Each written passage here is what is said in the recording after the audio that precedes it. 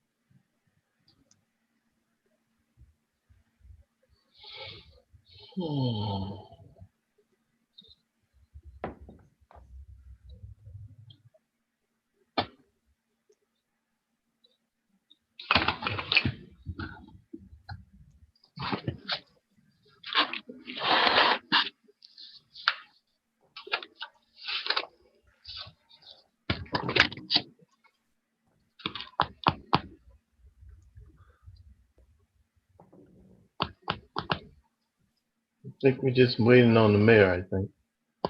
See Councilman Griffin with a fresh new haircut.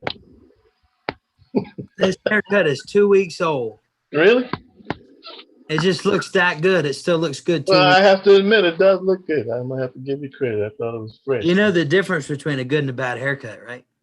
No. 2 weeks. Councilmember Griffin, we now pay $30 for the haircut that for you to get for free that we run away from, right? I do not go there for a haircut. I'm sorry. When I go in that Citadel barber shop, all I was looking for was a bald head. So I know that they've shaved a lot of heads. I need a little, some scissors here and there. So There you go. All right. I see the mayor's come on. Let's call the meeting to order. And thank everybody for being here. And I'm going to go to Councilman Griffin with the fresh look. If you bring us a few words, please. sure, I'd love to.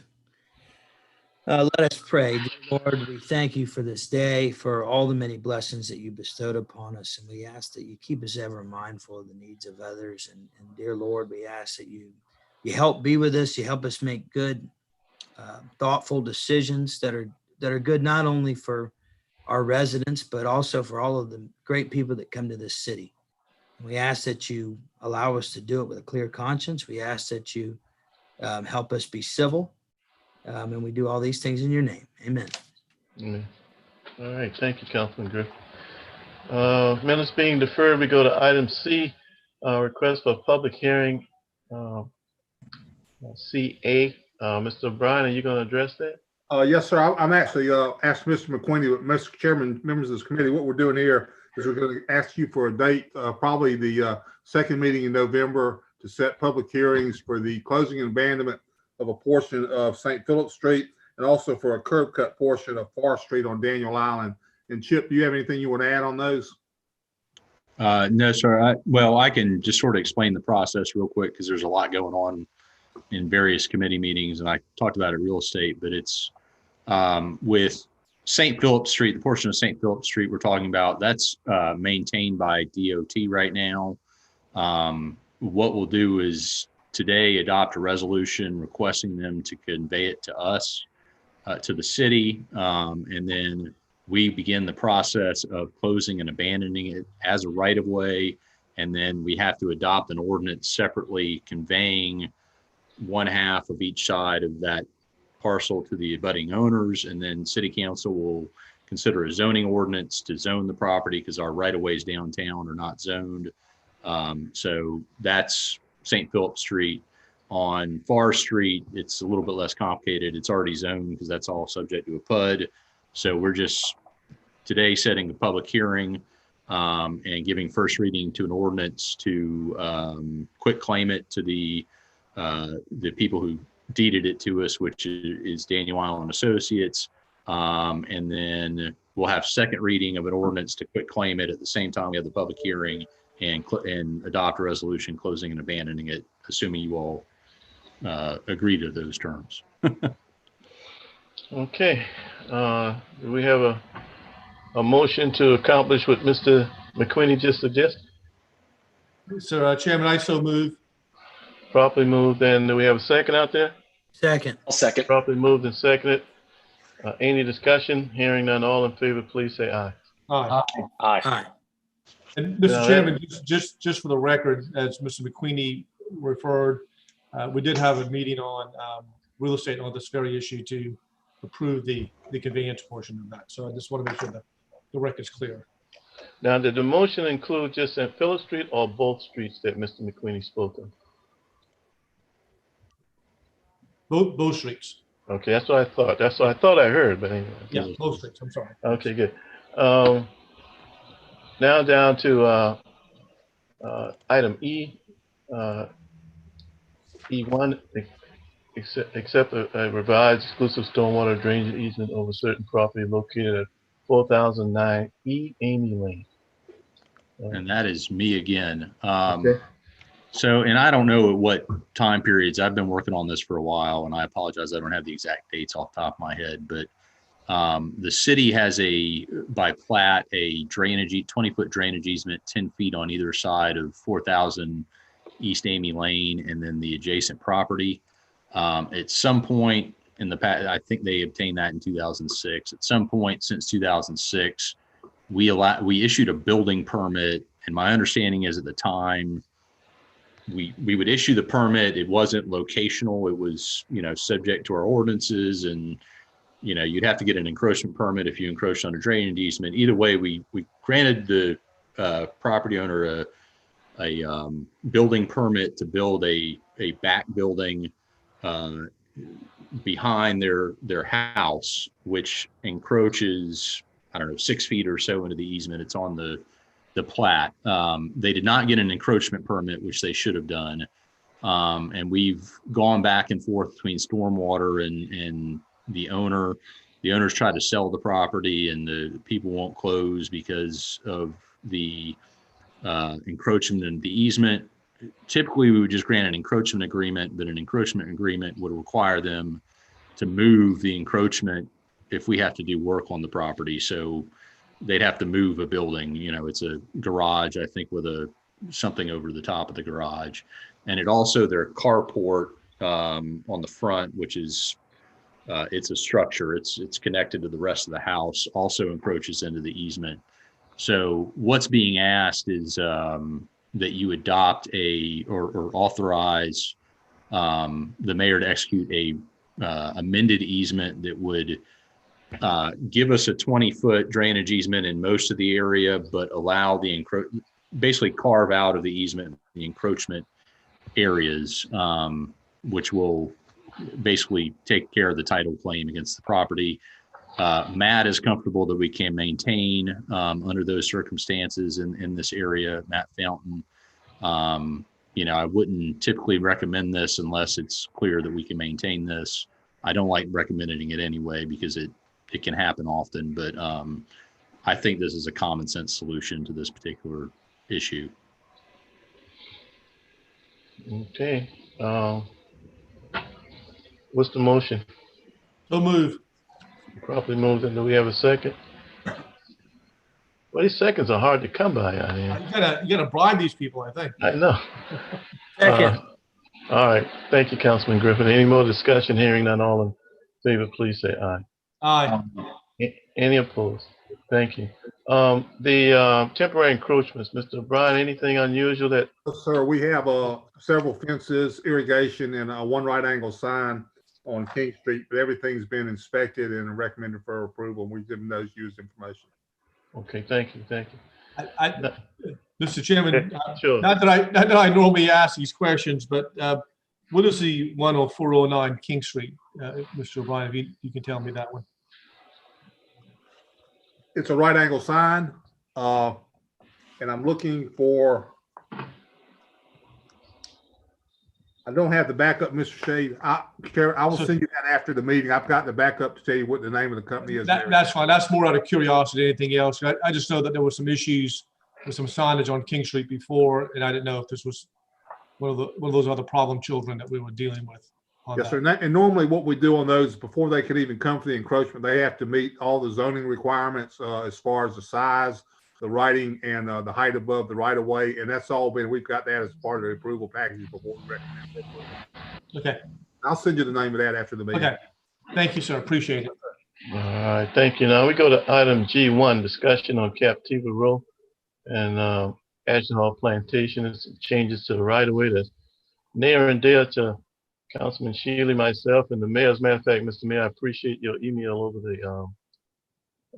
the weekend. So I'm gonna, if it's okay with you, I'm gonna recognize you, and then hopefully I guess staff will come and explain afterwards. Mr. Mayor. Absolutely, and I apologize. It took me a few days to get back to y'all because it was a little complicated just to figure out what had happened. And I see Councilmember Appel has his hand up. But I do want to introduce, many of y'all have met Julia Copeland before. She'll come on in a minute, and she's been working with us as a contract help, but now she's joined us as city staff in our legal department, and she has a great experience with municipal matters in her practice up to this date. So she's going to be a great new member of the team. And she's been working on this. I don't want to get in the way of Councilmember Appel, but I did want to just say it's one of these issues where when we have jurisdictions next to each other, sometimes they can be complicated. And I think we have a path forward now, but we'll let Julia and everyone explain. Okay, well, let's let, if it's okay, Ms. Copeland. You're up, and then I kind of want to get the issue on the table, and then I guess get discussions. Councilmember Waring, can I say something just real quickly? You sure can, Councilman. Thank you, sir. I just want to state for the record that I represent the developer of the settlement at Ashland Hall Plantation, and have done so for time flies when you're having fun, about 2.5 going on 3 years now. So I just want to state that for the record, and I don't intend to participate in the discussion or any vote today. So I'll just do something that is not in my everyday practice, which is to be quiet and just listen. Well, thank you for that transparency. Thank you, Councilman.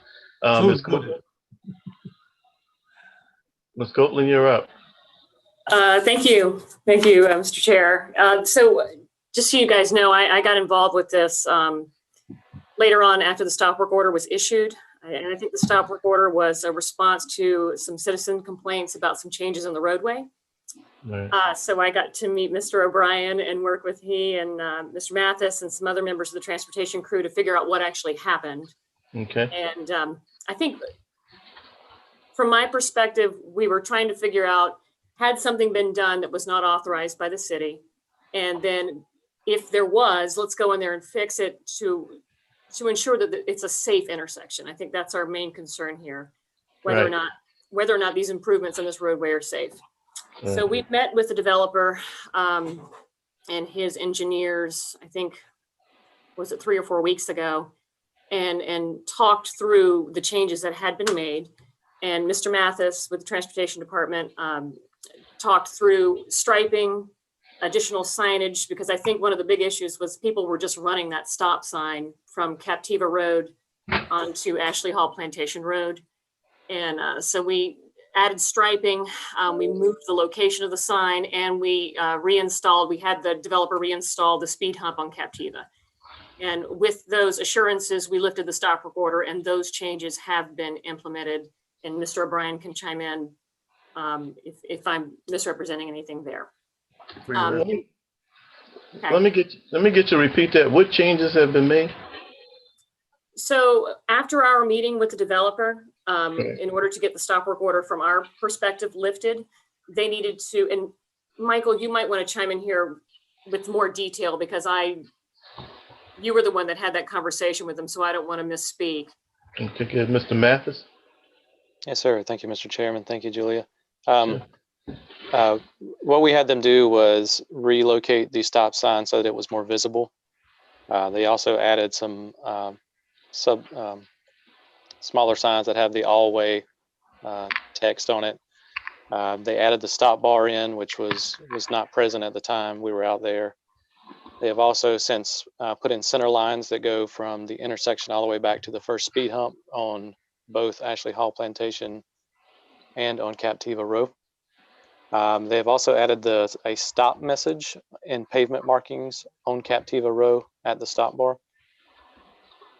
They've reinstalled the speed hump as well as the speed hump markings. I think they might be still waiting on some speed hump signs, but they have also installed crosswalks at the intersection to connect the ADA ramps that were a part of the improvements. Okay. Mr. O'Brien, you have any input? Basically, what Julia and Michael have both said is happened. The original stop work order and the plans that the city received for this project were for utility work only in the right of way of the city portion of the right of way.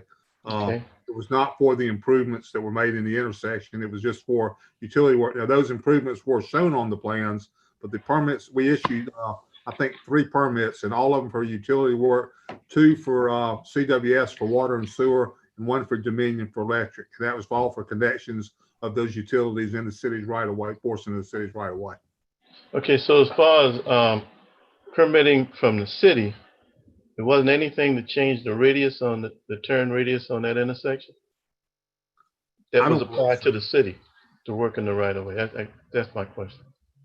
I don't believe so, not from the city standpoint. Okay, Ms. Copeland, do you know anything about that? Mr. Mathis?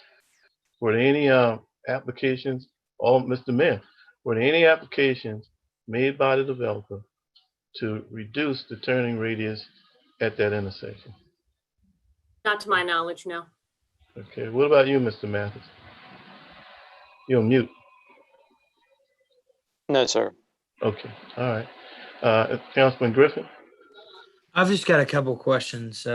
Number one, we did issue a stop work order, correct? Once we found out that they were working beyond the means of their permit? The original stop work order was issued in concerns for the improvements in the right of way. And when we issued, we thought that work was taking place in complete city right of way. Subsequent review after the issues were brought up by citizens and deeper review by us, and actually a title search by our legal department indicates that the center line of Ashley Hall and Captiva both are split between the city and the county.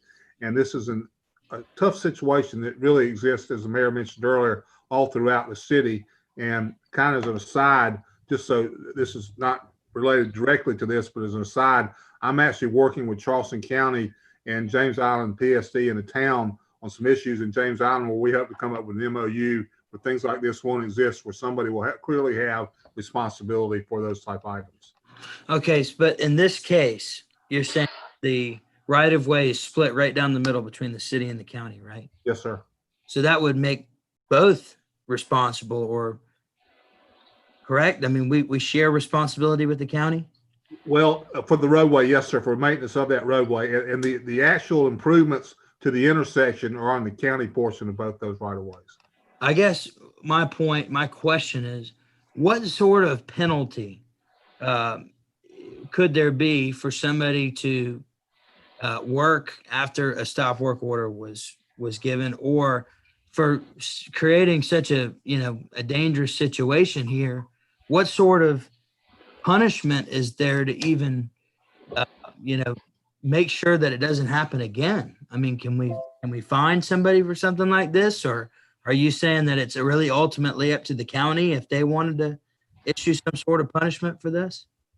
Well, in this particular instance, since the work took place in the county, I don't know that if we could have any punishment, but if it was actually in the city right of way through livability court, we could issue a citation. Our inspectors are deputized in essence to issue citations for failure to work under permits. And what would happen is we would issue a citation, they were there for appear before one of the livability judges, it could be fined up to $1,000 a day for that. Well, I'd like an opinion on this because I'd like to find out whether or not we can issue a citation on this, because I think one is deserving in this particular case. I personally, and I know a lot of other council members have driven over there and seen it for ourselves. It is absolutely dangerous. And I cannot believe that anybody would think that that was an acceptable way. I mean, you're talking about, I'm reading through all these emails, a school bus carrying our children can't even, adequately turn. This could have been an absolutely dangerous situation, and we would have some responsibility, by sharing this right of way. I think we need to be very diligent about how we handle this, and I do not think we should sweep this under the rug. Councilman Griffin, I don't think that's going to happen. One of the things, I appreciate your points. One of the things I want to hopefully get clairvoyance on is if the permits were not issued or the authority to work in the right, it didn't happen in the city. And I'm going to recognize soon Councilman Moody, County Councilman Moody, is on the call, and I'm going to find out, hopefully, if the county issued any permits. Maybe the county issued permits for that work. I don't know that. So I'm gonna, if it's okay right now, Councilman Moody, if you're on the call, can you unmute yourself? And if you know anything about whether the county has actually issued a permit for the change of the turning radius of that intersection. And Mr. Chairman, if Councilmember Moody is on, if he wants to press *6, that's how you can unmute yourself in the meeting. Councilman Waring, thank you for recognizing me. Our very able Joe Dawson is researching that right now. Okay. My understanding, or at least my initial understanding, was it was in the city, but Mayor Tecklenburg was kind enough to send over some documents. So Joe Dawson is digging into it. I agree with Councilman Griffin in that the things they've done to restore the stripes and all that stuff are good steps, but it is a very dangerous intersection, and I'm of the opinion it needs to be corrected and put back the way it was. So I'm asking Joe Dawson to work towards that end.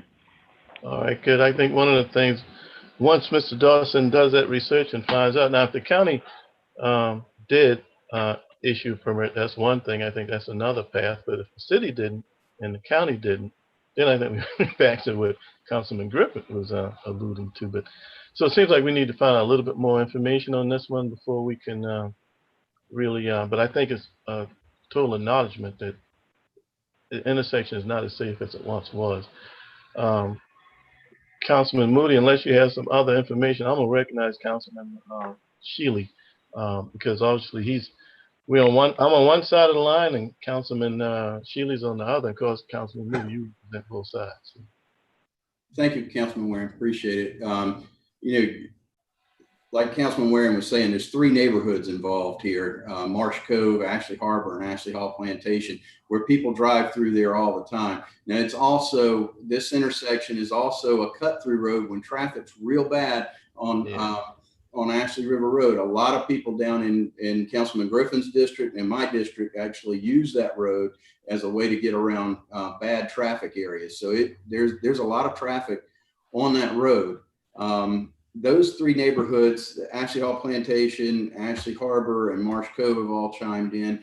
I've actually even heard in the last couple of days about a school principal, a school bus driver chiming in on this, on how tight a turn that is. And our fire marshal was calling me last week on some unsafe roads. And I asked him if he was aware. He was not aware of this when I showed him some pictures. He said that's an awfully tight intersection with what they've done here as well. So it's a very dangerous intersection. And I don't know if the council members on this committee, or these committee members, have seen pictures. I can share my screen if you want to see exactly how much road was taken. If you would like to see that, and I'm able to share my screen, I could. I'd like to see that. Okay, Yeah, let me see if I can do it. I tell you, you're gonna impress me if you can share your screen with all of us. I know Ms. Cook can do that. Can you see my screen? Yes, sir. We sure can. Okay. Wow. So, and I'll see if I can blow it up a little bit. if you look at this picture, you can see where the stop sign was. The stop sign was just a little bit off of the road, but the road came fairly close to that stop sign. But that you can see the white stripe here, where that white stripe used to come all the way across. So that's how much right of way this developer took from us. And you can see that it actually curves in even further as you go up the road and into the entrance of the new neighborhood. But let me see if I can give you one more thing. There's a video that came out of some trucks. Let's see if this works. So these trucks are turning. Now these trucks have no trailers, no boats behind them or anything, but this is while that construction was right after that right of way was taken from us. You can see where these trucks are turning, and as they turn, he was actually pretty careful, but he still went over the white line on if someone was taking a right. You can see that one very much. So there was really not much room at all there. So let's see if I can get back to where I can take my screen away, if I can stop share. Okay, so just that hopefully gives you a little bit of perspective on what was taken from us, how much of our right of way was taken, and what it did to make that intersection so dangerous there. So, you know, a lot of people are very very upset, and those are the people that have to go through this dangerous intersection every day. If somebody's making that left turn where those trucks were turning, and they've got a trailer or they're pulling a boat, and a lot of people own boats in that area, there's no way someone can take a right turn and also have a trailer or a boat taking the left turn on the Ashley Hall Plantation. So anyway, thank you, Mr. Chairman. Oh, listen, I appreciate you bringing the picture and sharing that screen to kind of put it in context. Councilman Griffin, I'm gonna go to Councilman Shahid and then back to you, Councilman Shahid. Thank you, Mr. Chairman. And if we can just sort of back up a couple of steps, and I see we got Mr. Benjamin and Mr. Somerville on the screen with. So is this, just to refresh our memory on this, I'm very familiar with this area. I used to take horseback riding lessons back up there way many years ago. So the Ashley Hall Plantation Road, is that a state maintained road or a county maintained road? Did y'all know, Mr. Benjamin or Mr. Somerville? Keith? You gentlemen are muted. Okay, sorry. My internet kept going in and out. I apologize. I missed the last part of what you said, Councilmember. I was questioning who owns and maintains Ashley Hall Plantation Road. Do we know? The road is not state owned. It's a city owned road. So going back to the initial part of this discussion, and what Mr. O'Brien, I think, was alluding to with the utility part of this, I mean, because the pictures that Councilmember Shealy was sharing with us, not only that they were doing work on the utility part of this, but it looks like they were also taking a good chunk of the road away.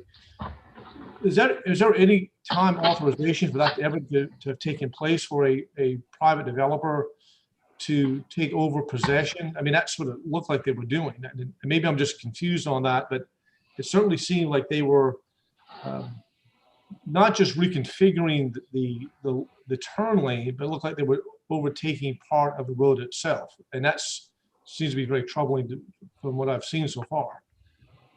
I don't know who can answer that for us. So the only piece that I put in here, and I might have to turn my screen off just so I come through and you all hear me. Yeah. So the right of way is owned by of Ashley Hall Plantation up until that split of Captiva, owned by the city. As you all remember, a couple of years ago, went through the process of annexation. Yep. Trying to figure out what would be in the city, what would be in the county otherwise. Right. During that time portion, the TRC committee, so not just traffic and transportation, but the entire TRC committee was approached about review of the development plans, which also includes right-of-way aspects, right?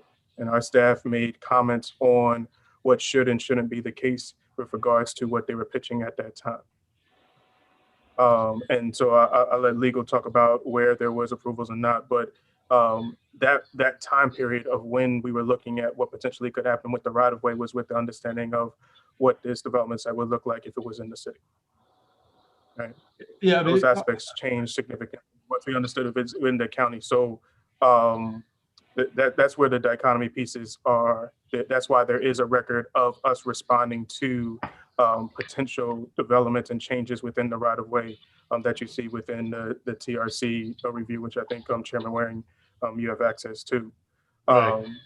But the separation piece here in terms of the specific changes at the intersection is where you have the split between city-owned right of ownership and county-owned ownership. Anything that's done within the right-of-way, obviously this is in public service, so I don't want to speak for Tom, but anything that's done within the public right-of-way of changes, one has to go to DRC and also has to get an encroachment permit. And outside of the utility permits that were submitted via Tom, that was not the case there. So I don't want to speak for public service, but in terms of getting proper permitting to be able to execute and do something in the right of way, those particular aspects were not a part of the process outside of the utility piece. And Tom, fill in the blanks and let me know if I'm off beat, but those are the pieces from a process standpoint. Thank you, sir, for that explanation. Appreciate it. Okay. Mr. Chairman, could I add just a comment, a little perspective maybe? Sure. So I want to thank everyone along every step of the way here. Sure. Our staff responded when some comment from the public was raised about safety of the intersection, and they responded with that primary concern of safety. They put in place a stop work order, and Mr. Mathis and our transportation department met with folks to try, assuming that the work that occurred was properly approved, to make it safer and as safe as possible. That was our goal. Now, since, and I thank Councilmember Shealy for continuing to drill down on this. A week ago Friday, he said, Mayor, I just don't think we're at the bottom of this yet and figuring this all out. And I agreed, and we started digging a little deeper. And we believe on this knowledge that the jurisdiction of the street, Ashley Hall Plantation Drive, particularly half of it being in the county, where most of the changes occurred, and the other half being in the city, that though we believe those changes were approved by the county. And as you heard from Councilmember Moody just a minute ago, Mr. Dawson and the county are looking into that. And so when they confirm whether they got proper approval or not, then they can make a decision about whether they want to pursue any additional changes. I do want to make the point, although I understand the expression, Councilmember Shealy, about something being taken away. As far as I know, there's no legal change of ownership in any of the right-of-way. It's just a change of use. So what was formerly a grassy area or roadway is now going to be sidewalk or something else. I mean, per the approval. That's not to say it can't be undone. But as far as I know, there's been no change of ownership of the right-of-way. It's just a matter of use, and additional plans and changes can be made to the right-of-way. There's certainly been no changes on the city right-of-way that have been approved in terms of a change of use. And so in that sense, I just respectfully would like to use the language of what got approved as a change in the right-of-way. Nothing has legally been taken away. No property is transferred to the developer, as far as I know. Okay, Mr. Mayor, I think you're right on that, but I think we all need to be clear. The actual paved surface, the actual asphalt portion of the intersection where cars and trucks would traverse the area has been reduced. There's no doubt about that. Okay. Yeah, all right. but it's still public property. It's still public property. It might convert from road to sidewalk or grassy area or something like that. No, it converted from asphalt to curb and guttering and sidewalk. So the actual asphalt turning surface has been reduced. Councilman Griffin's been trying to get in here. I just want to make sure that we're not downplaying this thing, man. Like, I get that there's a discrepancy about whether the city or the county, who gave, who gave a right of way access to do all of that. I get that. But here's the thing. This is a serious situation. And if you look at what Council Member Sheila just showed us, not only is it difficult for two vehicles to go around that bend at the same time, but if a car is speeding at all and tries to go around that curve, they could easily flip. They could easily go into the other lane and hit somebody head on. This is a serious situation. And our residents over there don't want to hear legalese about whose fault it is or whether or not some grassy area was taken out. They want us to be very diligent about correcting this. So not only do we need to find a path forward, like County Council Member Moody said, to get this corrected immediately, but we've got to make sure that we're going to hold this developer responsible, because if we have any say-so in this, they need to understand that this is not right.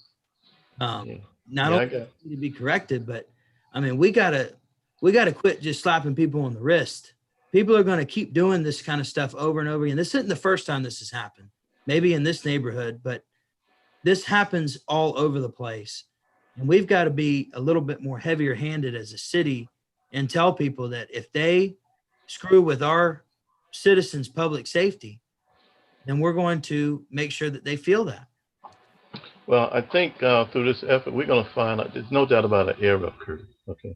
So seems like it didn't come through the permitting process of the city. I certainly would like to see, and I'm sure Councilman Moody and of course legal counsel over there, they're going to find out whether a permit was issued in the county or not. And if the county issued that permit for that work to be done, then obviously Councilmember Moody and his team and Mr. Dawson and their public works department will engage, just like our public works department will engage, to see that that's corrected. So I think it's an error that will be corrected. The reason we need to drill down and find out how it happened is so it won't happen again, or what action steps we need to make it better. Just what you're pointing to, Councilman Griffith. In other words, if we're on our side and our TRC process, and our public works process, and I don't know, it was a staff level decision to do that, then obviously before you can change the turning surface on asphalt portion of any street in the city of Charleston, that's something that needs to be approved by the mayor and council, not something, because when the lawsuits come, it's not going to be the staff person that gets sued. It's going to be the city of Charleston and all the taxpayers that's going to share responsibility in that. So that's why, if this process isn't, it's a good example to make sure on the other side of this, I think the city and the county are going to be a little bit better going forward. So now I think we have some, Ms. Cook, do we have some, I see some other numbers down here. Do we have some call-ins from citizens? We did not advertise for public participation, but Okay. you're the chair, so if you want to open it up, you can. Well, I do know that the Neighborhood Association president and a couple of people are going to call in. So his name is Mr. Tim McVicker. If you're on the line, can you unmute yourself? I believe it's *6. That's correct. Good afternoon. This is Tim McVicker. Okay, you got a minute or two to explain yourself, Mr. McVicker. Yeah, thank you, Mr. Chairman. So there have been many points raised regarding the modification to the intersection of Captiva Road and Ashley Hall Plantation Road. There are two primary concerns regarding the modification. I would say three at this point. The first one, as Councilman Griffin raised, is the fact that this appears to be done, whether at the county or the city, without proper authorization. And that raises big concerns for myself, and I'm sure for my neighbors as well, as to how this happened, and then what's to prevent it from happening again. The second one is, pedestrian safety, and that intersection is no longer as safe as it was prior to what appears to be unapproved modifications to it. And then lastly, and thirdly is drivability. And the current modifications to this intersection have made it more dangerous for drivers, less passable for cars, and absolutely more inconvenient.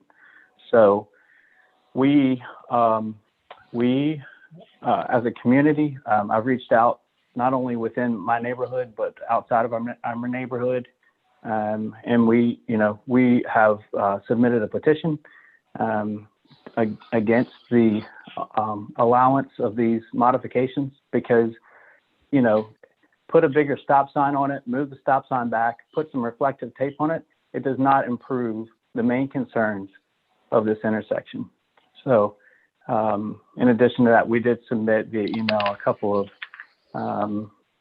written in responses and experiences related to the modifications to this intersection. So we appreciate everyone's time and attention towards this. It is very important for the reasons stated and probably many more that I'm not even thinking of right now. So thank you to the council for taking the time to put this onto the agenda and to make it a priority. Okay. Well, thank you, Mr. McVicker, and thank you for y'all's engagement. And I tell you, between the county and the city, we're going to find the answer. We already got 50% of the answer that wasn't approved in the city. I want to thank Mr. Mayor getting that information to us. I want to thank Mr. O'Brien, Ms. Copeland, Mr. Somerville, Mr. Benjamin, Mr. McQueenie, Mr. Mathis, everybody who contributed to drilling down on this, Ms. Ordina, getting the answers, proper answers, so we can respond accordingly on this one. Mr. Mayor? Just a final comment. Once we hear back from the county, we'll be happy to work with them in any way to try to facilitate making the intersection, I believe, a three-way stop as safe as possible. Okay. All right. Thank you, Mr. Mayor. With that, we'll go to the next item on the agenda, which will be just as easy as the one we just left. It's going to be an update on Beltier, which is I came on council almost 9 years ago, certainly 8 years and 10 months ago. My first year on council, it was a new subdivision over on James Island, Beltier. Anyway, only had 1 or 2 lots, Mr. Mayor, at the time, and apparently people were going back and putting trash and doing nefarious things in the subdivision, so the neighborhood wanted to come up and put a temporary gate up. The city had a handshake agreement on that. Now keep in mind that these streets are publicly dedicated streets. I am now into my 9th year, and these gates are still, as I understand it, when our police have to go through, they have to put in a code. Our sanitation people, same thing. And certainly if there's a fire, there's a hindrance to our first responders getting in and out, not to mention our EMS. I know you and Councilwoman Jackson had some conversations, so right now I will turn it over to you and Mr. Mayor, and then for an update, and then Ms. Jackson. Mr. Mayor? Oh, well, I thought the first start was just to find out how many certificates of occupancy have been issued, because that was where the clicker was counting for a change back. But I will add that Councilmember Jackson and I met with members of the neighborhood association. This all began years ago when the neighborhood was started and the first homes were under construction, and they were concerned about security. Mostly, I guess sometimes houses under construction will be, vandalized and or materials that are stored on the site stolen. So they were concerned about that. And the city obviously agreed to allow them to, have the gates. I'll share with you that beyond whether the certificate of occupancy number has been met or not. I think it will be soon if it's not already, that the unofficially, the neighborhood association did express their desire to keep the gates and to, for their safety. They still perceive that their safety is heightened by having the gates in place, and they were willing, and I wanted to just bounce this off of the committee to see your response. They were willing to take responsibility back for the roadways. I did investigate that. The city has never done that before, where we once we had accepted a right of way in a development, have we given it back to the neighborhood. But it is their request, and I, at some point, I do need to reply to them. Okay, Mr. O'Brien. Yes, sir, Mr. Chairman. I was just going to give you the update from our Yes, sir. building department. Currently, there are 16 COs that have been issued. We have 3 other houses that are actually under construction. There was a 4th house that was under construction, but after the foundation permit, they canceled the permit. So we out, when these 3 that are under construction, we'll have 19 completed COs. Okay, thank you, Mr. O'Brien. Ms. Jackson, Councilor Jackson, you have anything? Yeah, well, thank you, Chairman. I appreciate the opportunity. It is the, part of the District 12 that I represent, and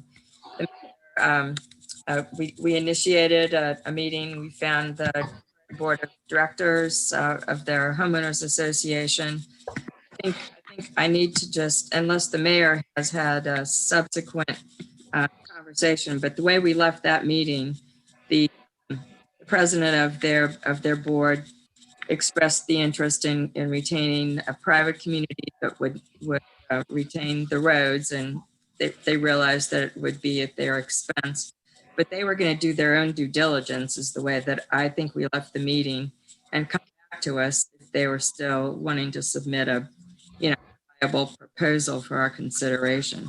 So unless the mayor's had something from them, I don't think we've heard that they've concluded that they can afford to maintain the roads. And maybe it's just, as time goes on, they know that they are secure in the city's existing agreement until they get to the 21st CO being completed. What was that magic number again? 21. 21. So there's only, at the most, there's only 20 construction. And I am checking in with Mr. O'Brien's staff on a regular basis, because the rumors are flying around that they're not volunteering to open the gates and all of that. Well, thank you, Ms. Jackson. Yeah. Thank you, Ms. Jackson. Well, let me say this. I think at the very best, this development and the leadership has been disingenuous with the city of Charleston. It's supposed to be 21 for approximately, I think, 3 years or so. And as I told you, I know it's been at least 8 years. You can't take the public right away like that. You just can't take the public right away and put it under lock and key. And one reason that I think under eminent domain, the rights to open that gate, we ought to do it. Let me tell you why I feel pointed on this. I had the pleasure of serving on the Tourism Management Update Plan. This is before you became mayor. This is maybe Mayor Rowley had about 2 more years to go. And they had, the task force had a number of subcommittees. One of the subcommittees came back with the suggestion to put a gate at Meeting and Broad, and I forget the name of the street where Meeting hits down by White Point Gardens. And there would be a gate on that end. And the gates would be open 7 o'clock in the morning, and those gates would close 7 o'clock at night.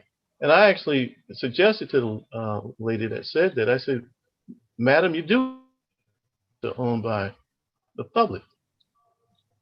She looked at me like I was from another planet.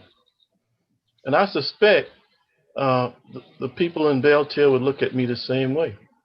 But the public right for access is powerful and cannot be negotiated away because the 21st house has not arrived yet. the things that you said, Mr. Mayor, about unsafe things happen. My father and I built the subdivision a number of years back, probably, well, actually about 2 decades ago. We had the exact same problem. People would come in and actually stole lumber from, had heavy equipment, stole lumber, a building package to build a house that was being built.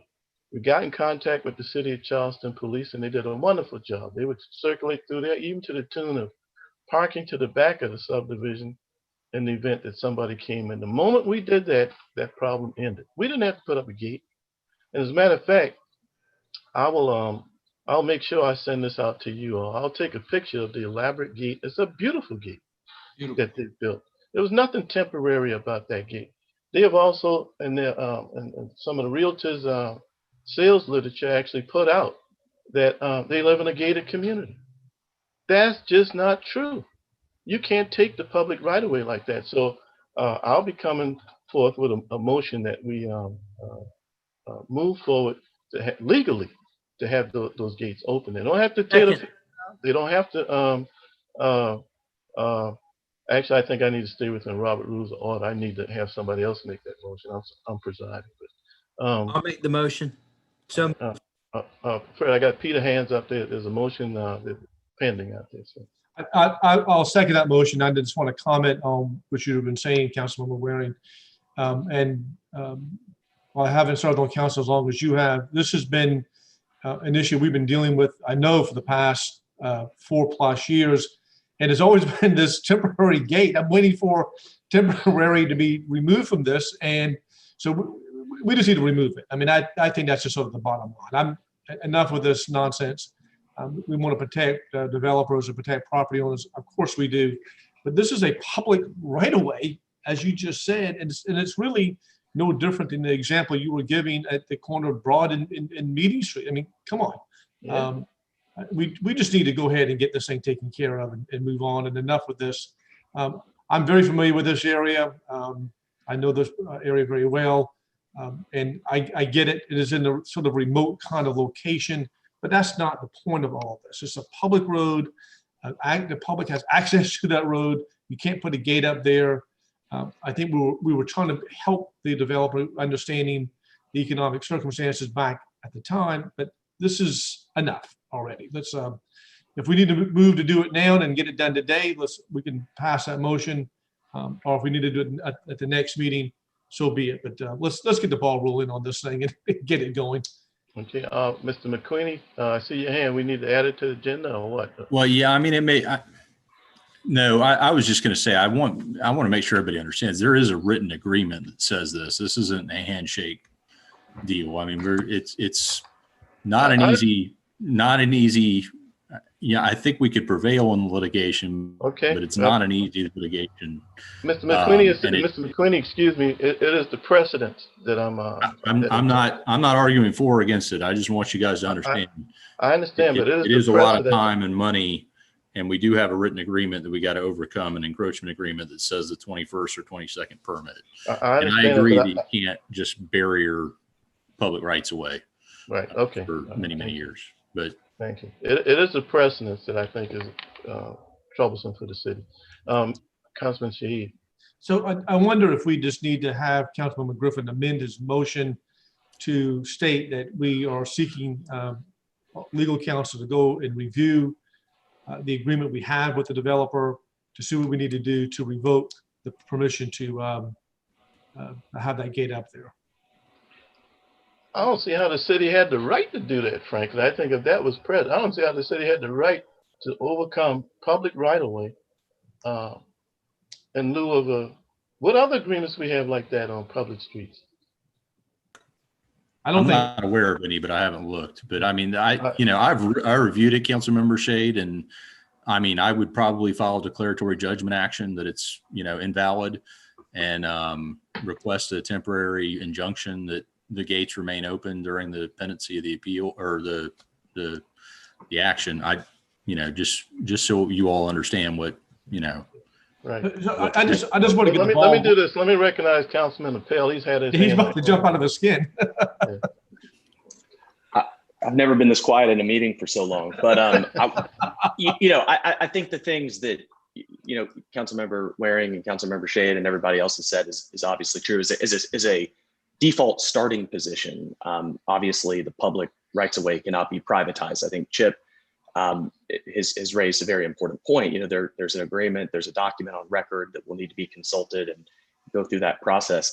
I wanted to add this into the discussion as we're looking into this, because we may be able to drive some efficiencies here. There's only one other gated neighborhood in the city of Charleston I know of, and it's Ashley Harbor. We heard from several of those folks on the last agenda item, and I was curious. I just went on to SC DOT Street Finder, and I typed in Signius Drive and Portside Way. These are rights of way that are immediately behind that gate, where there's a gate and a guy and a rented security guy. These are all described, at least on SC DOT Street Finder, as local roads. If those are local roads, I'd just love to know what gives Ashley Harbor the right to put up a gate and have security officers and things of that nature. So if we're going to look into this issue, let's make sure we look at all the different implications from all sides so we can treat everybody fairly and do the right thing. Because let me tell you, they've been blocking that thing for way longer than Belterre, decades. And I will say with Belterre as well, you know, I've been on and I looked at the GIS map, and Belterre is all within the city. I can pull it up real quick, but you know, just to be aware of as far as filing a lawsuit, if you look at the GIS map, where's the, let me see if I can share my screen. Here we go. May not matter to anybody, but just so you're aware, this all here is Belterre. This all here is outside Belterre. So you really have, pink is City of Charleston, yellow is James Island. So you really have three properties that border this property, arguably, because I think that's a HOA property, that are within the City of Charleston. So that's kind of the other, when you think of the benefits and burdens, I just want you to be aware of it, but did want to point that out. Mr. McQueenie, maybe I'm a little bit, I kind of missed that one. I mean, what should we be aware of? Well, it's close to the border of town of James Island. Well, I guess what I'm trying to point out is there's very few City of Charleston residents around this area that are going to care that those gates are closed. It's really town of James Island residents that would be using those streets and roads. It's almost completely surrounded by town of James Island. So the beneficiary of bringing a lawsuit is mostly the town of James Island. Well, it's the precedent that in the city of Charleston, people can put a locked gate over a public street. That's more my issue than. I completely understand. I just wanted to explain it. Yeah. Well, thank you, Mr. McQueen. Thank you. Sure. Ms. Herdina? Council member, I was wondering if I can make a suggestion. Obviously, legal has looked at this to some degree, but would like to look at it a little bit further. And I'm wondering if we could come back at the next meeting and in executive session, have a fuller discussion than we probably can right now. But we understand your direction. There's no question. No. Listen, that sounds like good wisdom, sound wisdom. If Councilman Griffin, if you would allow our legal counsel to come back with some recommendations at the next meeting, you have the motion on the floor. Sure, I'll amend my motion. I'll second that amended motion. Okay. All right. So we'll look for, let me carry the amended motion. Any more questions on that amended motion? We're going to have counsel come back and brief us on, I guess, the legalities involved with getting those gates open. Councilman Appel. Could we include in that Ashley Harbor, just so we could look at everything? Councilman Griffin, it's your motion. That's fine with me. It's okay with you, Councilman Shahid? Yes, sir. Thanks, y'all. That's part of the motion. All in favor of this amended motion, please say aye. Aye. Aye. Any opposed? Thank you. And thank you, everybody, for your input on that one. Now we're down to stormwater management updates. Mr. Fountain, H1.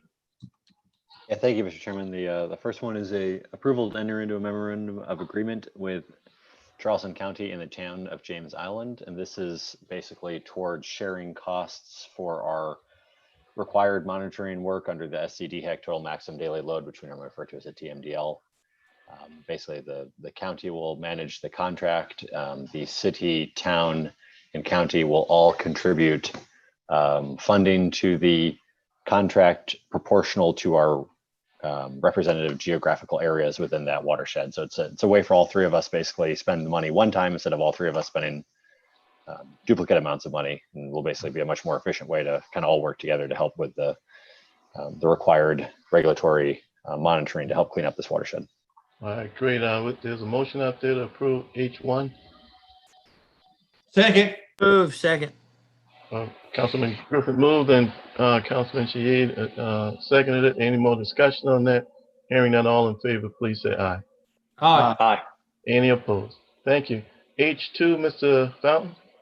Yes, Chairman, thank you. This one's just an after the fact emergency brick arch repair. We haven't had quite as many of these lately, but we did have a failure on King Street near Lambaugh Street. That Palmetto guy sunk a manhole and did some brick arch shotcrete in that area. Move for approval. Second. Probably moved and seconded. Any discussion on that motion? Hearing none, all in favor, please say aye. Aye. Aye. Any opposed? Thank you. Now down to I, discussion on 5G wireless issues. Is one of our legal counsel going to comment on this? Ms. Herdina? Yes, sir. Tom, do you want to start or do you want me to start? You're muted, Mr. O'Brien. Excuse me, Susan, I was muted. I can basically just kind of give an overview. We've had some concerns, which I think Susan's probably more aware of, but concerns from a safety standpoint on the location of some of the nodes for the 5G wireless is going in. We've had a problem from the public service standpoint with this construction and installation of a lot of their fiber optic, which we're working diligently on. We placed some pretty substantial stop work orders on both Crown Castle and Segra, the two major companies doing this work downtown. And we still have several locations which we have placed for new locations. We have not allowed them to get permits for until they actually do their repairs to the bluestone and the sidewalks that they damaged downtown. We meet, my inspectors and I meet every day, and are slowly making these repairs, but still not to our standards that we have downtown. So we're working very hard. Now, I think Susan's had some concerns as far as the actual locations from a safety standpoint, which I think she wants to talk about. And Susan, I think Jordan's still on the line and has the ability to share that map if you'd like for him to. Sure, Jordan, you want to put up the map? And this is just a map showing the locations where small cells have been applied for and some approved. And Jordan, I guess I'll ask you if you want to go ahead and explain that. Is it working? Is this map visible to everybody? Yes. Okay. Yes, so this is just a pretty basic map to kind of keep an eye on where the node applications are being proposed. Delineated right now, this is just for the peninsula. There are 2 carriers who have proposed nodes downtown. So as you can see, it's just broken down by the carrier and then the status of that application. All of the black dots are actually installed nodes or in some level of install, right? Whether it be just a pole or a pole and equipment, whatever it may be, or under construction. So yeah, that's the map. Okay. Yes, so Chairman and Mayor and council members, what I wanted to do was to just talk a little bit about 5G installations in general, what's happening on the national level, what is happening here locally, and address some of the concerns that have been raised by the citizens in the various communications and petitions that they've submitted to us.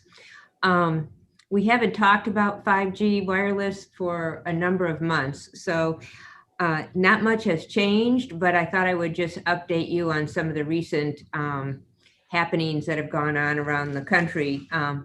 on a national level, many local governments are concerned about the 5G installations that are going up in their towns, but we have largely been unable to stop the development. Based upon FCC rules and state law, we are essentially limited to reviewing these locations for the equipment really on a reasonable time, place, and manner restriction for these small cell facilities. And I'll talk about that a little bit more in a second.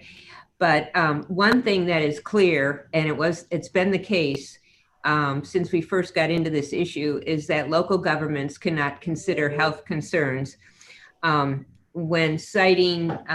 approving or reviewing applications for the locations of small cell facilities. The only thing we can do is verify that the companies have submitted to the city their certifications of the level of radio frequency, and then we can try to verify that those levels have not been exceeded. There are also, on the state level, there have been changes in state laws that are also playing a significant role in limiting the powers of municipalities to regulate 5Gs. Over 20 states, including South Carolina, have passed legislation that prevents local control of small cell facilities, generally based on a model ordinance that was proposed by the American Legislative Exchange Council. And that's a nonprofit organization of state legislators with ties, frankly, to the small cell industry. The other issue I wanted to point out is that for every study that there is out there that says radio frequency is harmful to health and safety, there are experts on the other side who issue statements that, or have issued studies that said that is not the case. So what we're seeing on the national level is a battle of the experts. And right now there is no resolution to that issue. And in fact, one of the points that the Charleston Coalition for Wireless Safety issued in their petition was that the FCC's current standards on radio frequency was promulgated in 1996, and they're right. This was a number of years ago, and unfortunately, as recently as December of 2019, the FCC has said that they're not going to revisit those 24-year-old standards, feeling that the record before them did not indicate that the current levels of radio frequency that they allow in small cell facilities are harmful to health. Now, I will mention, and we are watching this, that as a result of that FCC finding, there's a group called the Environmental Health Trust and Children's Health Defense, who has filed an action in the DC Circuit Court of Appeals challenging the FCC's refusal to revise or reconsider these 24-year-old standards. This case has been briefed, it's pending in the court, and it's something that certainly we will watch to see if the FCC is going to change their position on this. The other thing that has happened recently is that we were reviewing and watching closely a case out in the Ninth Circuit Court of Appeals. I think I talked to you all about that a couple months ago. It was the city of Portland versus the United States. And there, the city of Portland was challenging a number of the FCC rulings, including those on health and safety. And unfortunately, the Ninth Circuit opinion was not helpful to local municipalities. With one exception, it basically gave room for cities to regulate the location or the look of the small cell facilities.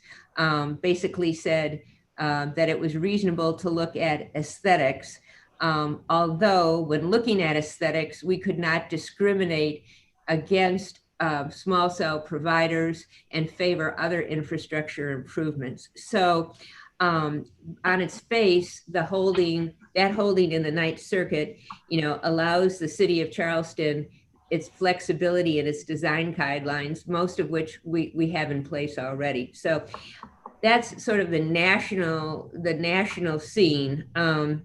On a local front, there are a couple things that are going on. One, as you all know, we've been sued by Crown Castle, and they originally sued us in 2017 because we didn't have any sort of a regulation or ordinance for the installation of small cells in the city.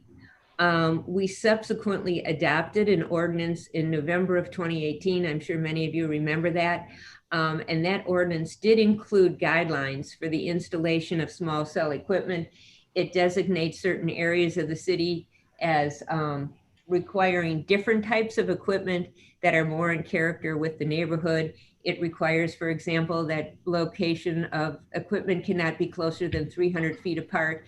So the guidelines are good. They probably could be reviewed and maybe made a little bit more on point with the character of neighborhoods in light of the Ninth Circuit decision. So that's something that we're going to take a look at. But the other thing I wanted to mention that is after we passed the ordinance and Crown Castle was working with us in court to get their permits approved, there were 4 permit applications which the city has not agreed to. And so that led to Crown Castle filing a second suit against the city in July of this year. And they're basically claiming that our ordinance conflicts, the ordinance and the guidelines conflict with federal law, and that we denied their permit applications, the four of them, on an arbitrary or capricious basis. So both the cases against Crown Castle, or excuse me, where Crown Castle has sued us in federal court, are still pending. 2 other things locally. One is we have reached out to SHPO to find out whether there might be an argument that these applications generally, not Crown Castle, but just as a general matter, whether the applications violated federal law, because the Charleston Historic District is a National Historic Register designation. And we were told by SHPO that as to the permit applications that they had reviewed to date, and this was about a month ago, from Crown Castle, that they had, based upon the plan submitted, found no adverse effect on historic properties in the city of Charleston. So that was another area that we tried to approach regulating the location of these on. It didn't work.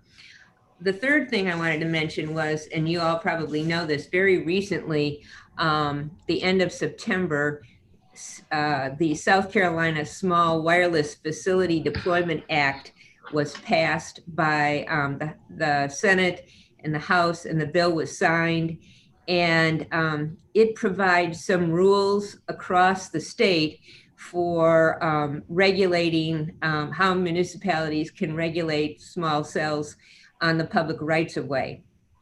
And basically what it allows is cities and towns to regulate the appearance of small cell facilities, and provides municipalities the authority to designate design districts with more stringent appearance standards may be required. So we do that in our guidelines. Again, however, we are looking at them to see if we can tighten them up.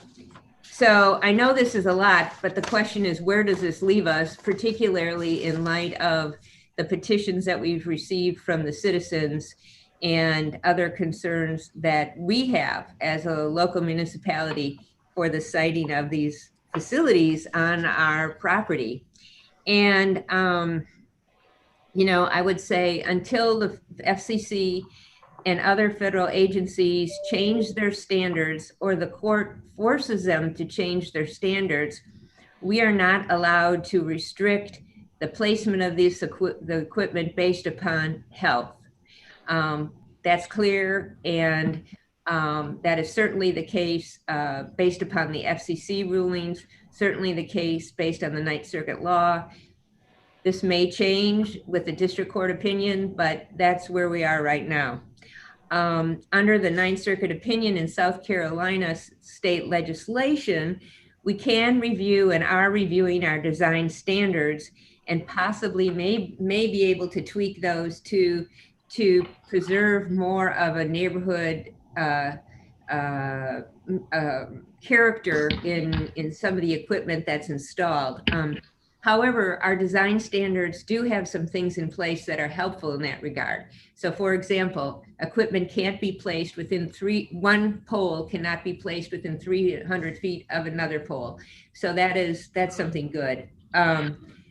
We basically have the opportunity to possibly ask the small cell facility owners or manufacturers and those who want to install the equipment here to work with us on possibly voluntarily agreeing to certify that every year the RF meets the level that's in their original application. You know, that's something we would like them to work with us on. There may be a few other things, but I would stress that at this point, it would have to largely be voluntary. Many of the suggestions that the concerned citizens have raised are good ideas, but frankly, are not viable under the current state of federal and state law here in South Carolina. So we will continue to monitor the court in the case of the DC Circuit and hope that there's a positive finding there. Hope that the FCC may change the regulations on health. I don't see that happening in the immediate future. And for right now, really there's a pretty limited avenue for us to work within. Okay, thank you, Ms. Herdina. I know that's a lot of work. Golly, thank you.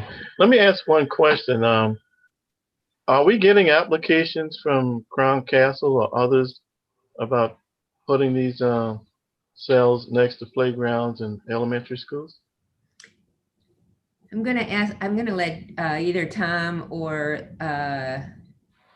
Jordan respond to that specifically,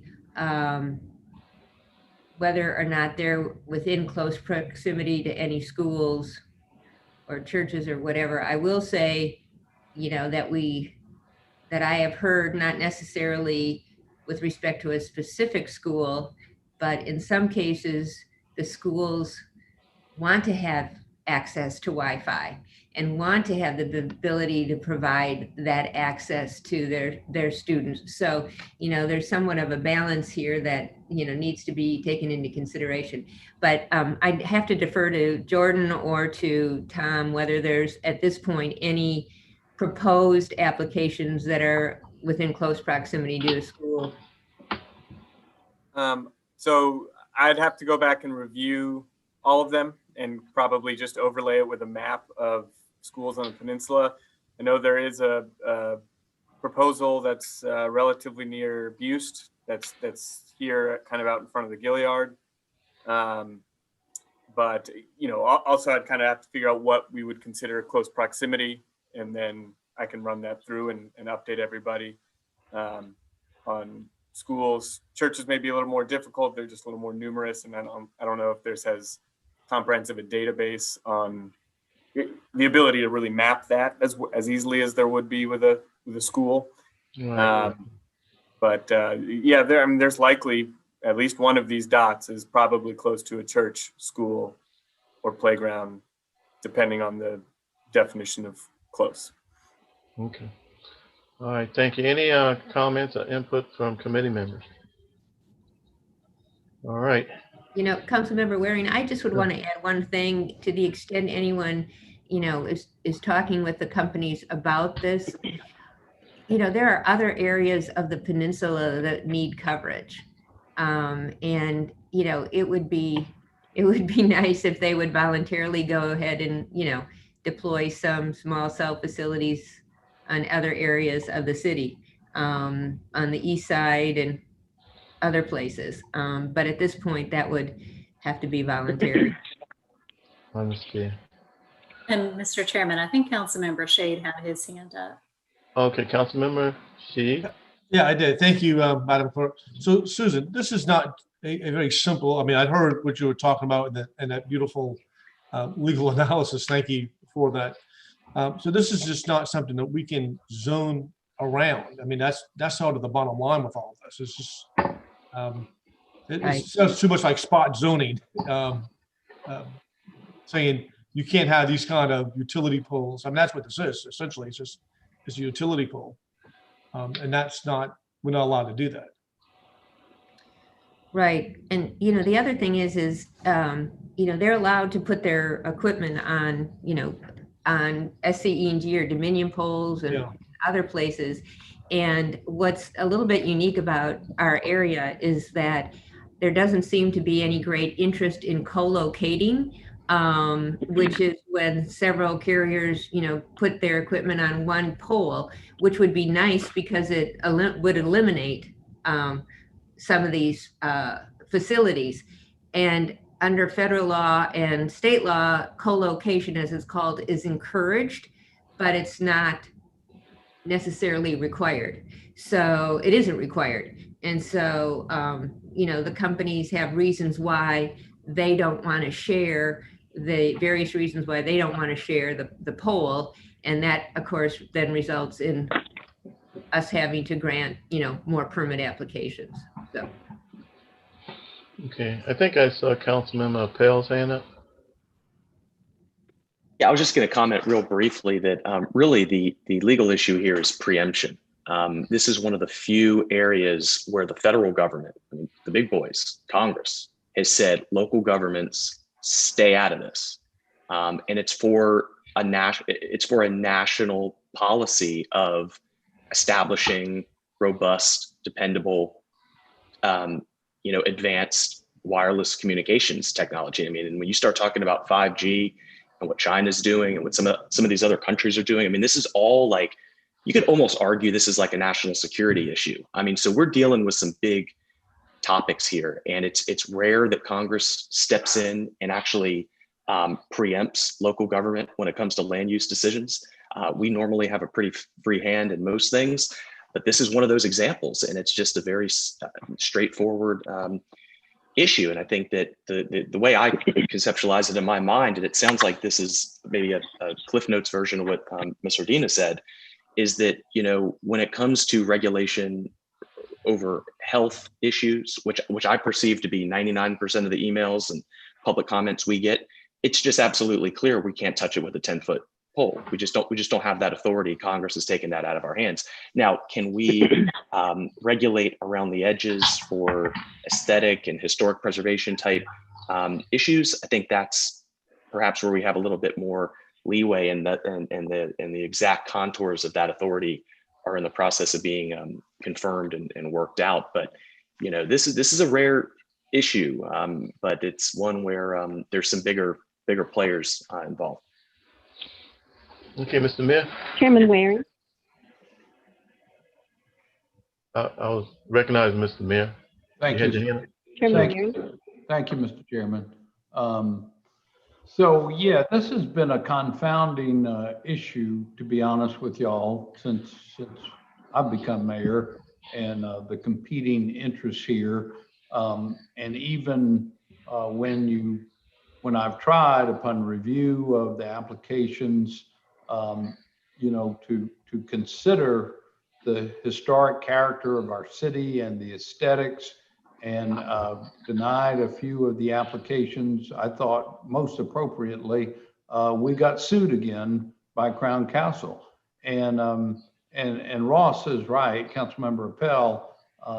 This is true preemption. This is the opposite of home rule at its extreme. And then on top of all that, I would point out that these companies, if they wanted to, could buy or rent private property and place these facilities as well. I mean, for years, the wireless industry followed the model of the cell companies, of the companies buying a little tiny plot of land and putting a tower up, or renting it from a private landowner rather than it going into public right away. But with the 5G technology, they say they have to have more of them in closer proximity. And the FCC and the federal government has been so friendly to them, maybe because of the reasons Councilmember Appel just stated, that they've made it cheap and easy for these for the industry to put them in our right of way.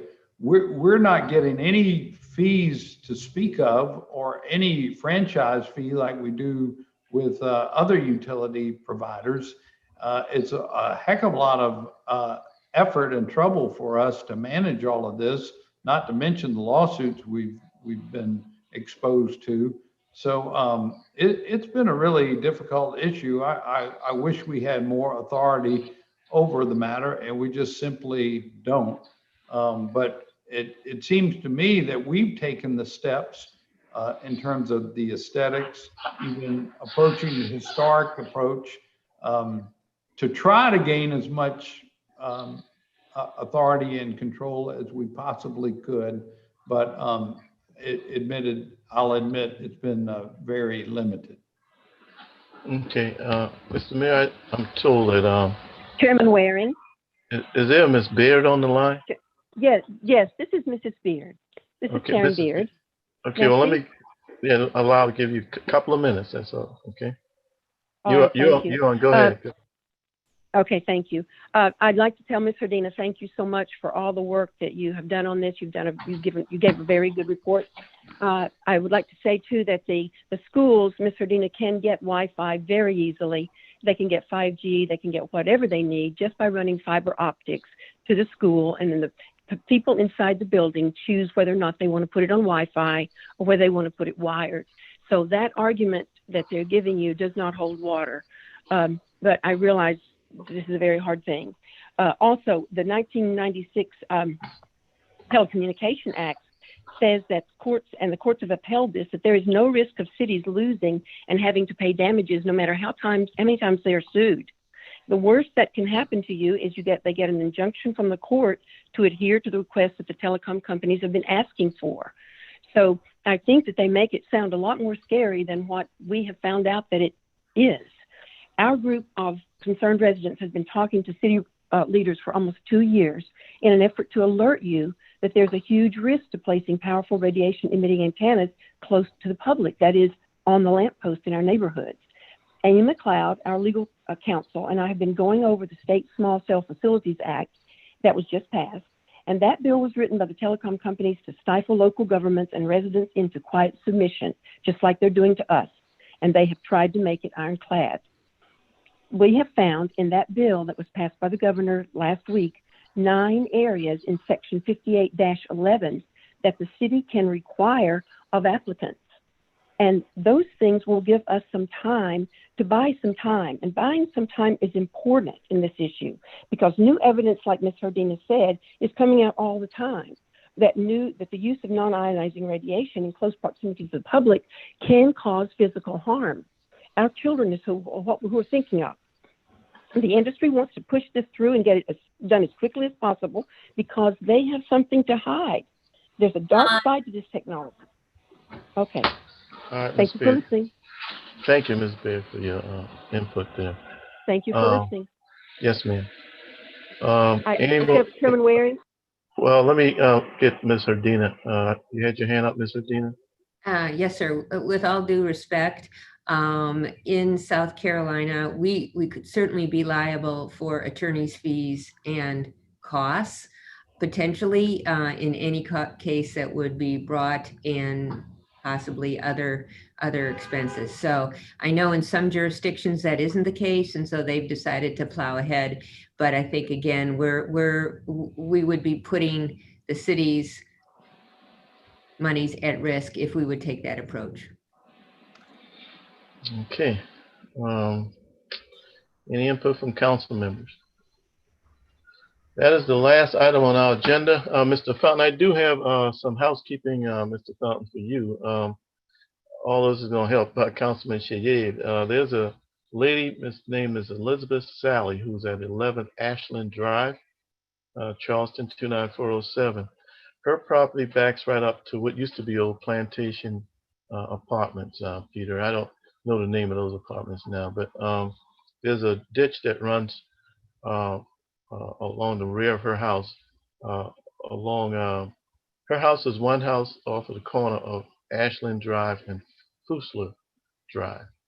And there's a ditch in between her or that subdivision and those group of apartments that runs from Fusler to Old Town Road that needs cleaning. It's kind of overflowing back in her backyard. So if you can put that on the list, and then if you can give me an update on 457, not now, but 457 South Sherwood Drive, which is the property that was behind Rick Hendrick. We spoke about maybe, I don't know, a month and a half or more ago, maybe a couple of months ago now, where when they made their improvements to their parking, it's a small ditch that water goes in and overflows in their backyard before it gets to a big old canal that's designed to handle it. I think we needed some small equipment to get in there to open up that drainage ditch. But if you give me an update on that, I'd be appreciative. And Peter, I guess maybe you put this on your list as well, but 11 Ashland Drive, she's a fine lady. I think she's cresting 95 years old, but I promise you she's just as sharp as anybody on this call. Are you saying Ashland, Ashland? Correct. Yeah, okay. Correct. And that's Okay. the Fusion. I think I knew you. I was trying to visualize that, but I think I know what you're talking about. Yeah, I've got it up on the map here. So anyway, so yeah, 11 Ashland Drive. So with that, unless there's any last comments, by acclamation, I'll bring the meeting to close. Thanks Thank for you, all sir. the input. Thank Ms. Urdina. Boy, you had a busy day today, Ms. Urdina, and everybody on the call. It's always a busy day for legal. I don't know if that's a I'm good telling thing. you, I tell you, boy. Mr. Brian, thanks again for all that you do. All right, council people, we'll see you all tomorrow.